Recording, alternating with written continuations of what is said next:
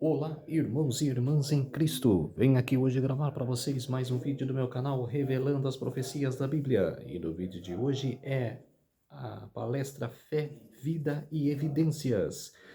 Tema 38, Ordenâncias da Nova Aliança. Antes de eu falar sobre esse assunto, eu preciso da ajuda de vocês para se inscreverem no meu canal revelando as profecias da Bíblia. Deixe seu like, ative os sininhos de notificações para receberem o meu vídeo. Compartilhe com o maior número de pessoas que vocês puderem o conteúdo do meu canal. Preciso da ajuda de vocês. Vamos orar para fortalecer cada vez mais a nossa fé. Querido Deus e Pai, muito obrigado por este dia do Senhor, o sábado do Senhor, que começou ontem ao pôr do sol e que termina hoje ao pôr do sol. 24 horas de adoração e louvor. Por isso, meu Deus, fique comigo nesses minutos e segundos que o Senhor estará comigo. Faça-me de mim o seu servo para apresentar essa verdade da tua palavra para todas as pessoas, nações e línguas. Tudo isso agradeço e peço em nome do meu Salvador Jesus Cristo. Amém. Vamos lá, povo de Deus.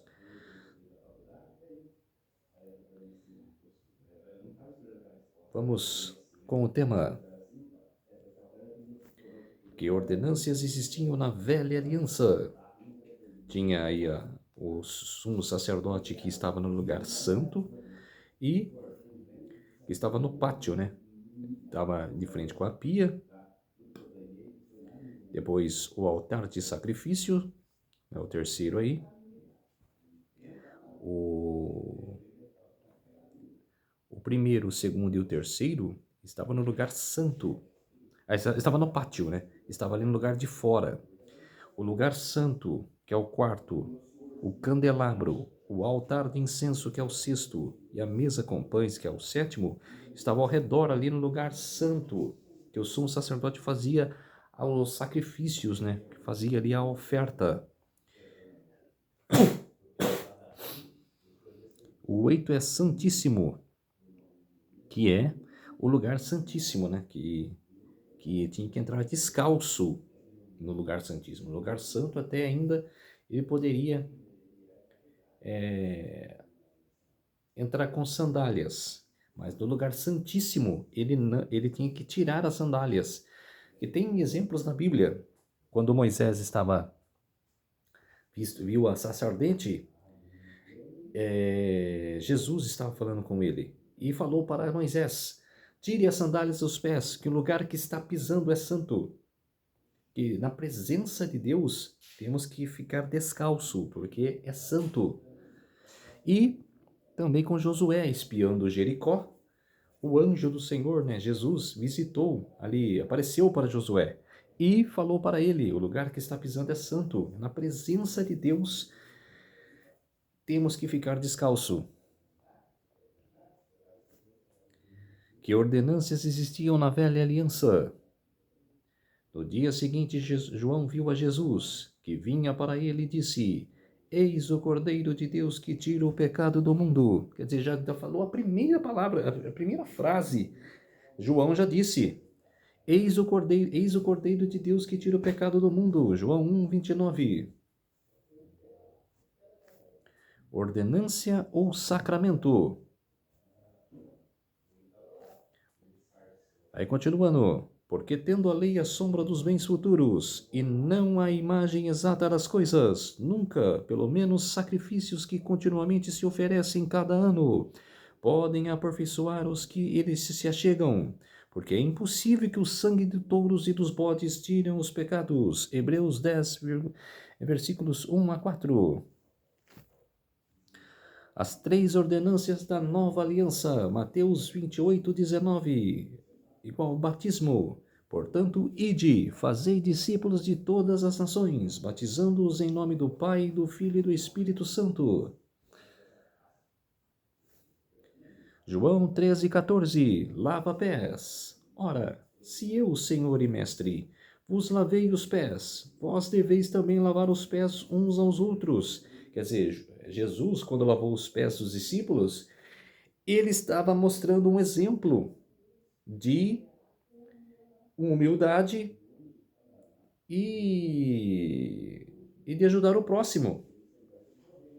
No mandamento, no segundo mandamento não fala fala de amar o próximo, que como você ama a ti mesmo, então,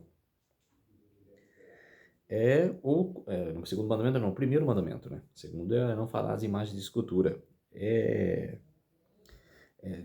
Como você ama a si mesmo, você amar aos outros.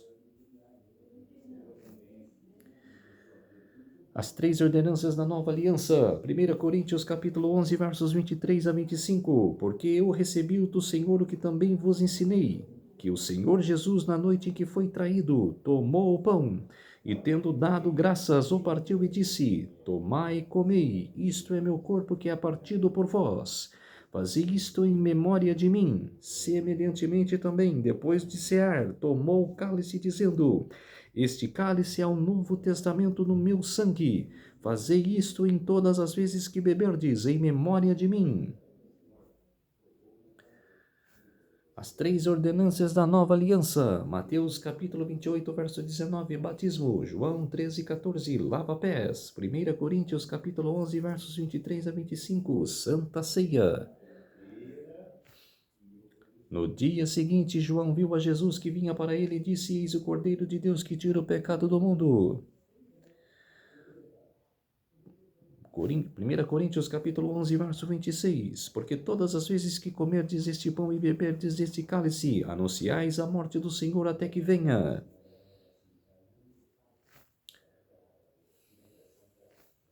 Quem pode ser batizado? Mateus 28, 19 a 20. Portanto, ide, fazei discípulos e todas as nações, batizando-os em nome do Pai, do Filho e do Espírito Santo, ensinando-nos a guardar todas as coisas que vos tenho mandado. Eis que estou convosco todos os dias até a consumação dos séculos. Amém. Quem pode ser batizado? Que está em Mateus 28, 19 a 20. Primeiro passo, aprender. Segundo passo, praticar. Terceiro passo, batismo. Como deve ser feito? Atos capítulo 8, versos 38 e 39, Mateus 3, 16. E mandou parar o carro e descerem ambos as águas, tanto Felipe como o eunuco, e o batizou. E quando saíram da água, o Espírito do Senhor arrebatou a Felipe, e não viu mais o eunuco, e jubiloso continuou o seu caminho.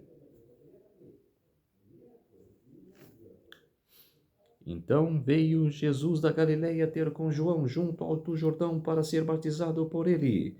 E saindo Jesus batizado, saiu logo da água, e eis que lhe se abriram os céus, e viu o Espírito de Deus descendo como pomba e vindo sobre ele.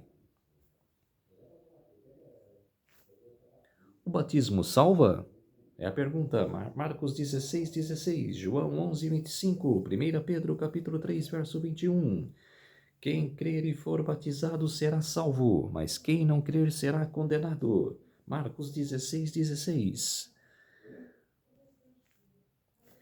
Disse-lhe Jesus: Eu sou a ressurreição e a vida. Quem crê em mim, ainda que esteja morto, viverá. 11, 25.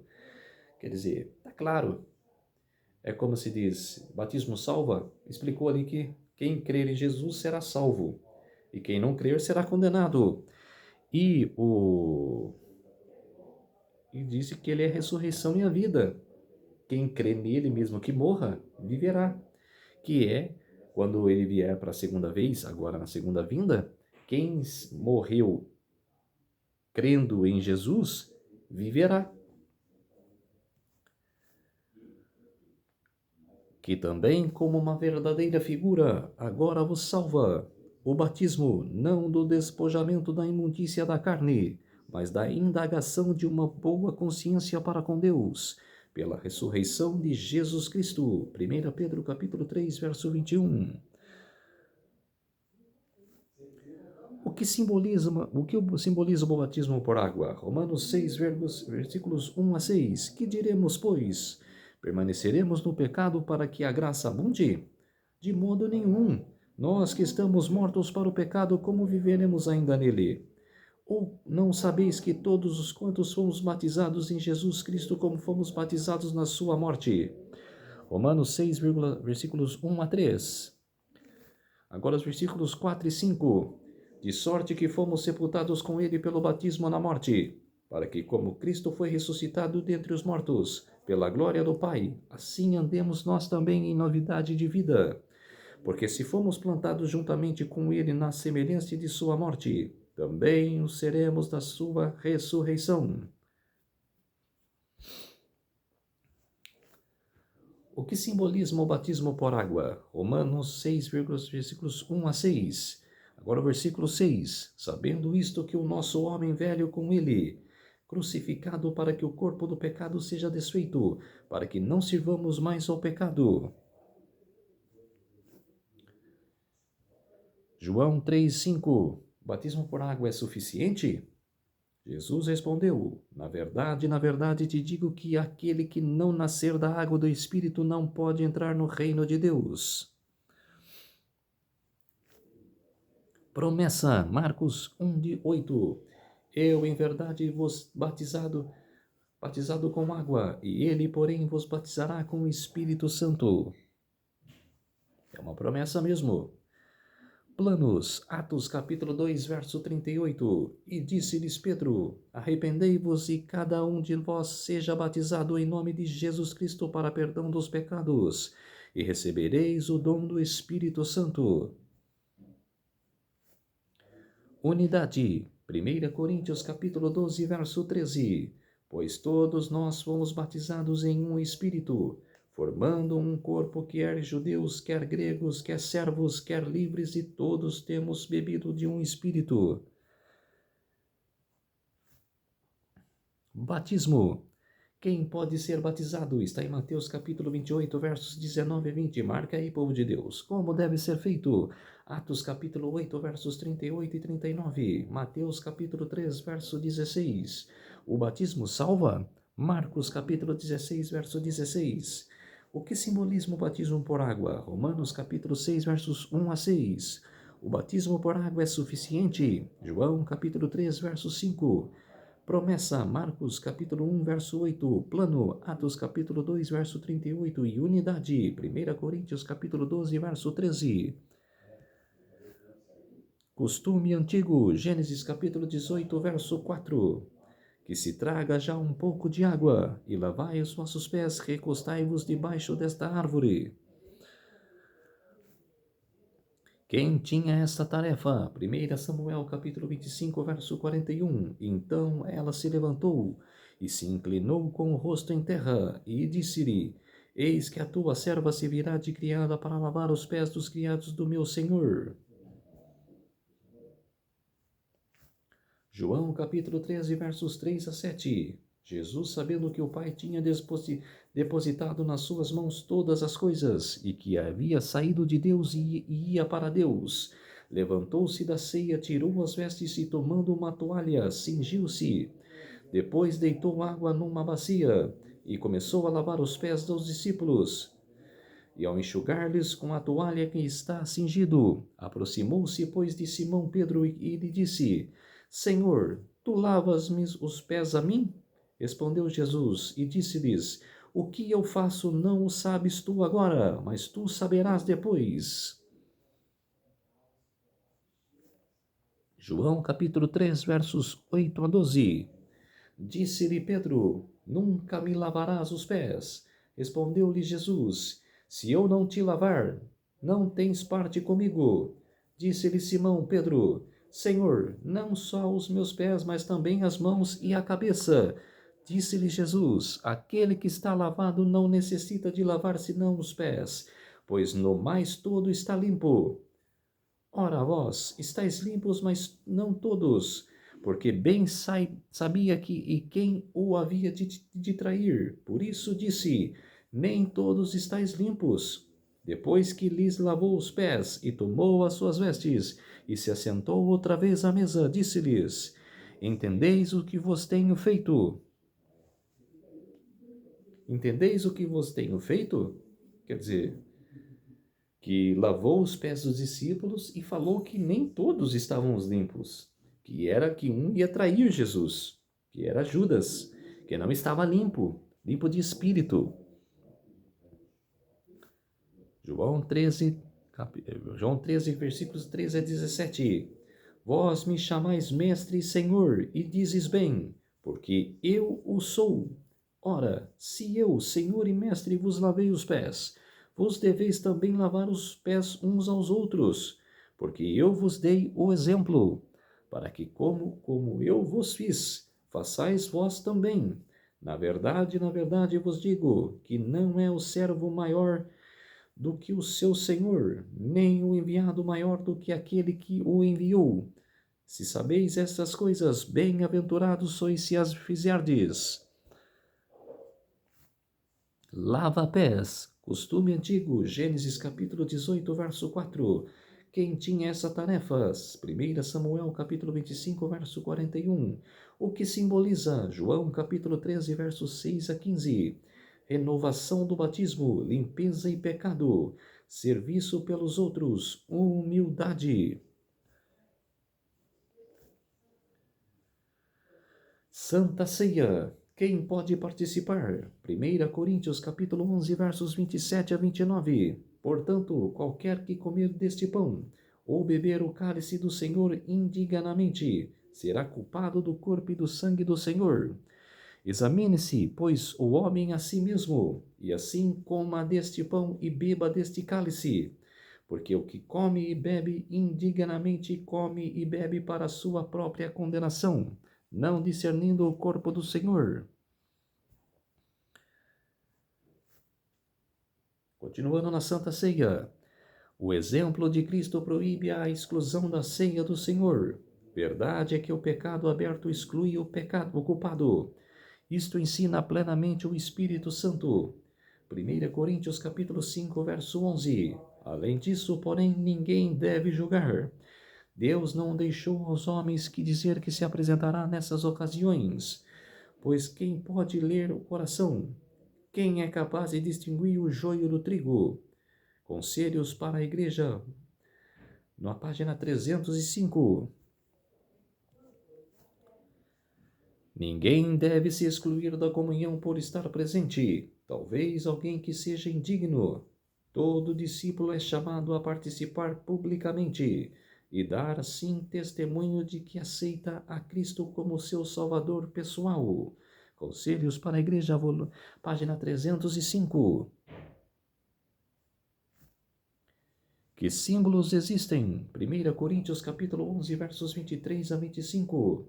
Porque eu recebi do Senhor que também vos ensinei, que o Senhor Jesus, na noite em que foi traído, tomou o pão e, tendo dado graças, o partiu e disse: Tomai, comei, isto é o meu corpo que é partido por vós. Fazei isto em memória de mim. Dizendo: Este cálice é o novo testamento no meu sangue.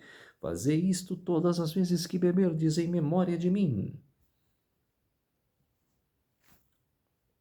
Que símbolos existem? João capítulo 6, versos 53 e 54.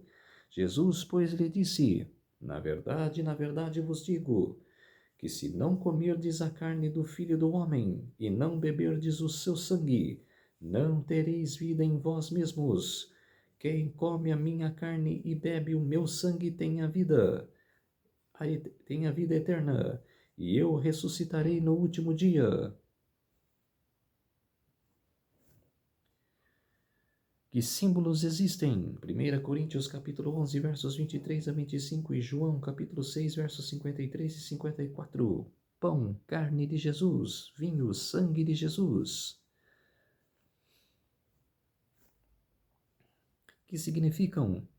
Pão, João capítulo 6, versos 48 a 56, Mateus capítulo 4, versos 2 a 4 e Deuteronômio capítulo 8, versos 1 a 4. João capítulo 6, versos 48 a 56. Eu sou o pão da vida. Vossos pais comeram o maná no deserto e morreram. Este é o pão que desce do céu para que o que dele comer não morra. Eu sou o pão vivo que desceu do céu. Se alguém comer deste pão, viverá para sempre. E o pão que eu der à minha carne, que eu darei pela vida do mundo.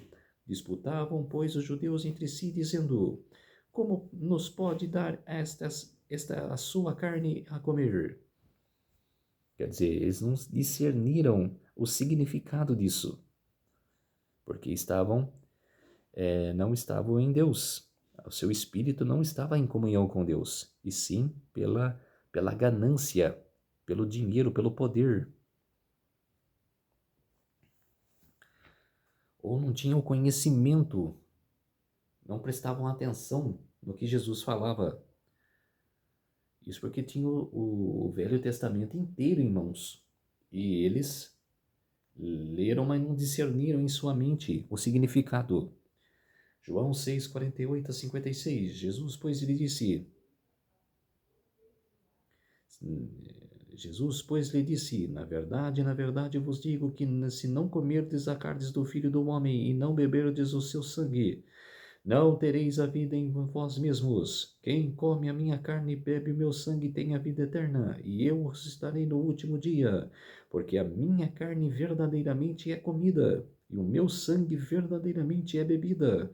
Quem come a minha carne e bebe o meu sangue permanece em mim e eu nele.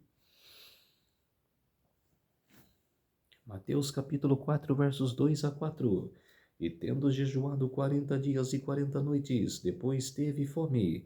E chegando-se a ele o tentador disse, se tu és filhos de Deus, manda que essas pedras se tornem pães. Ele, porém, respondendo disse, está escrito, nem só de pão viverá o homem, mas de toda a palavra que sai da boca de Deus. Deuteronômio capítulo 8, versos 1 a 3. Todos os mandamentos que hoje vos ordeno guardareis para os cumprir, para que vivais e vos multipliqueis, e entreis e possuais a terra que o Senhor jurou a vossos pais. E te lembrarás de todo o caminho pelo qual o Senhor teu Deus te guiou no deserto estes 40 anos, para te humilhar e te provar para saber o que estava no teu coração, se guardarias os seus mandamentos ou não. Continuando, e te humilhou e te deixou ter fome, e te sustentou com o maná, que tu não conhecestes, nem teus pais o conheceram, para te dar a entender que o homem não viverá só de pão, mas de tudo que sai da boca do Senhor viverá o homem. Quer dizer, Velho Testamento e Novo Testamento, em coligação um com o outro, é a mesma coisa. É no Velho Mundo e no Novo Mundo. É a mesma palavra.